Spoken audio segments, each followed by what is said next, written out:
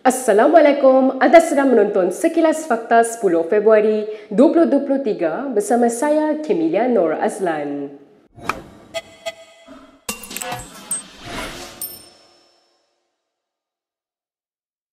Keputusan melantik Nazri Aziz sebagai Duta Besar ke Amerika mengundang rasa kecewa dua bekas diplomat. Nur Farida Muhammad Arifin, bekas Duta ke Belanda, mengkritik keputusan kerajaan yang dianggap tidak adil bagi diplomat sedia ada yang dinafikan peluang. Memetik portal FMT, Nur Farida menyifatkan Perdana Menteri membuat pertimbangan yang buruk dengan meletakkan Nazri di posisi itu. Farida juga berkata langkah itu boleh melemahkan moral diplomat sedia ada yang lebih layak bagi jawatan tersebut. Sementara itu, bekas Pesuruhjaya Tinggi Malaysia ke Kanada, Dennis Ignatius, menurut laporan FMT dengan ringkas berkata, hari demi hari Perdana Menteri mengecewakan. Semalam, Kementerian Luar memaklumkan Yang di-Pertuan Agong sudah menganugerahkan watikah pelantikan kepada Nazri dan 9 duta yang lain. Menurut kementerian, lantikan itu dibuat mengambil kira latar belakang Nazri yang juga graduan Lincoln's Inn, United Kingdom serta pengalaman luas sebagai menteri. Nazri sebelum ini pernah menjawat pelbagai portfolio di beberapa kementerian, antaranya Menteri Undang-Undang dan Menteri Pelancongan dan Kebudayaan. Perkembangan ini mengesahkan kabar angin yang berlegar sejak tahun lepas bahawa Nazri akan dilantik sebagai duta. Lebih 2/3 rakyat memberi Perdana Menteri Anwar Ibrahim penarafan positif dalam tinjauan yang dijalankan oleh Merdeka Center. Penarafan itu dicapai atas sokongan 73% masyarakat Cina, 91% etnik India, kira-kira 70% Bumiputera di Sabah dan Sarawak dan 60% lagi kaum Melayu. Hanya 20% sahaja yang melaporkan rasa tidak puas hati dengan prestasinya. Tinjauan yang membabitkan 1,209 responden ini juga menyaksikan 54% berpuas hati dengan prestasi kerajaan persekutuan. Manakala, hanya 25% berkata mereka tidak berpuas hati. Kerajaan persekutuan memperoleh maklum balas positif daripada 67% etnik India, 65% Cina, 42% Bumiputera bukan Islam, 39 Bumiputera Islam dan 48% etnik Melayu di seluruh negara. Pada masa yang sama, menurut Merdeka Center, hampir 1/4 daripada responden mengelak daripada memberikan pandangan mereka. Tinjauan sepanjang tempoh 26 Disember tahun lalu sehingga 15 Januari ini juga mendapati 79% pengundi menerima keputusan PRU 15.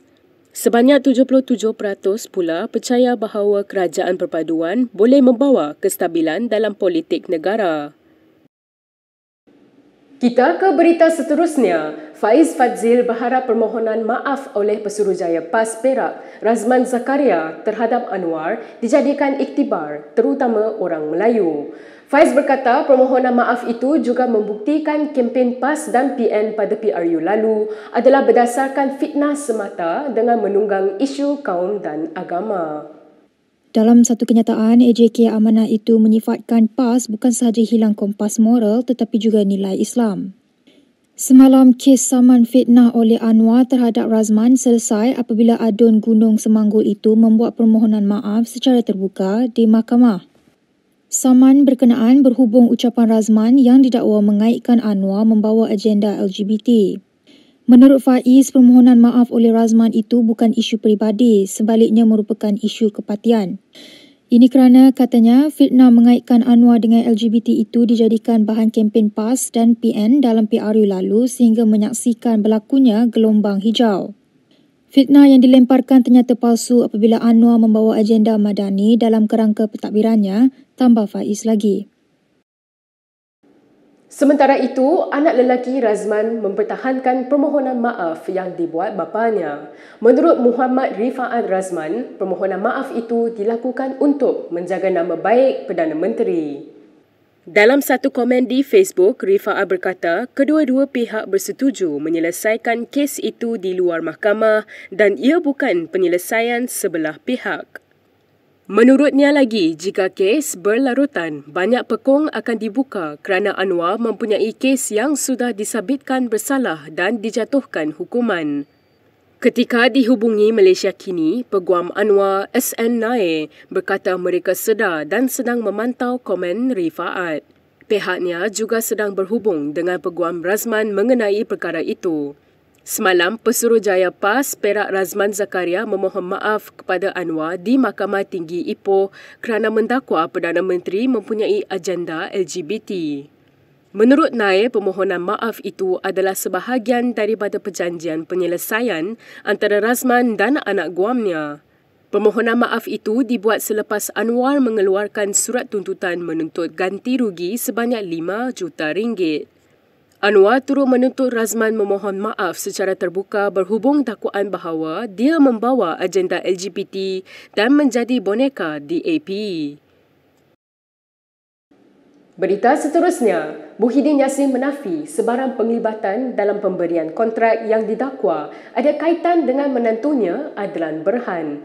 Ini selepas SPRM dilapor sedang menyiasat penganugerahan kontrak itu atas alasan kemungkinan salah guna kuasa dalam sistem imigresen bersepadu nasional.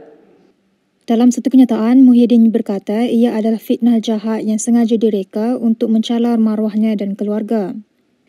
Muhyiddin berkata sebagai Perdana Menteri ketika itu, dia sama sekali tidak terlibat dalam proses pemberian kontrak kepada Iris Corporation Berhad yang dijalankan secara tender terbuka. Tambah Muhyiddin lagi, proses perolehan kontrak dibuat mengikut tata cara perolehan biasa kerajaan di bawah selian MOF dan kementerian berkaitan. Muhyiddin yang juga Presiden Bersatu berkata tiada ahli keluarganya mempunyai hubungan dalam syarikat terbabit, sama ada sebagai pengarah syarikat atau pemegang saham. Ahli Parlimen Paguh itu mendakwa ini adalah sebahagian daripada siri tomahan jahat terhadapnya oleh kerajaan PHPN pimpinan Anwar. Memetik sumber, semalam portal FMT melaporkan bahawa SPRM sedang menyiasat anugerah kontrak NISE berdasarkan bukti baru berkaitan kes yang timbul. Bekas Ketua Pemuda UMNO, Khairi Jamaluddin merunggut apabila soalan yang ditanya kepada platform ChatGPT tidak memuaskan. Soalan yang ditanya Khairi kepada platform kecerdasan buatan AI itu ialah parti apa yang harus disertainya.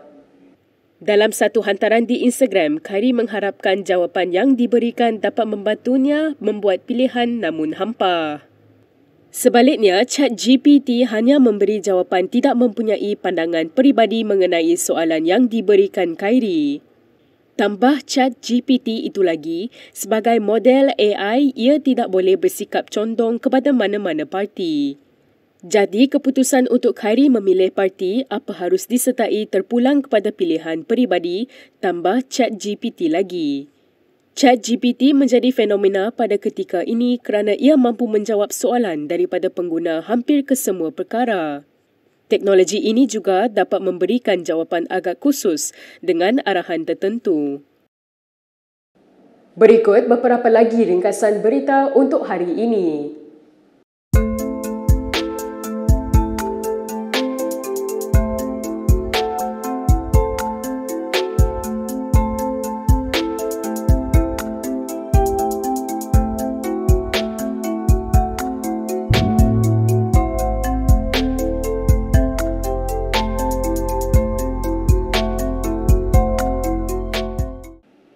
Sekian sahaja daripada saya, Kemilia Nur Aslan untuk Sekilas Fakta. Untuk lebih banyak berita, anda boleh melayari kinitv.com.